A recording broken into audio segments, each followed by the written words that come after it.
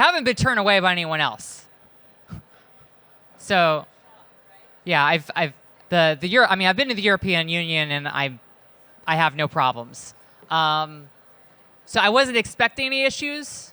I had been told that there wouldn't be any issues crossing the border, so I attempted to do so, and I was very surprised of how difficult it was, and how I was surprised at how slow the procedure was with the CBSA. I mean, I was basically detained for about 10 hours, and about 7 of those hours I didn't know what's going on.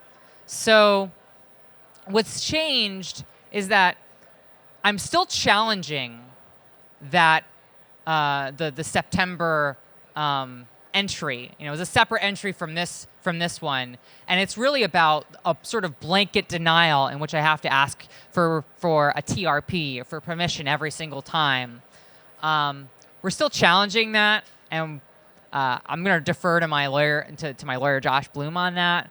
I'm like talking about that, but I was able to come in with a TRP, which is I'm only allowed to be here for about 3 days, so it's much more limiting than the other way, which if I would be able to freely cross the border and enter in without having to go through this long, arduous, multi-month process every single time that I try to enter. I understand how bad ICE and Border Patrol are in the United States, but I'm now much more aware of how the CBSA is and how toxic the Canadian border has become, and how even though it's not to the same extent of the prison industrial complex and the police state that you see on the American border and coming into American airports,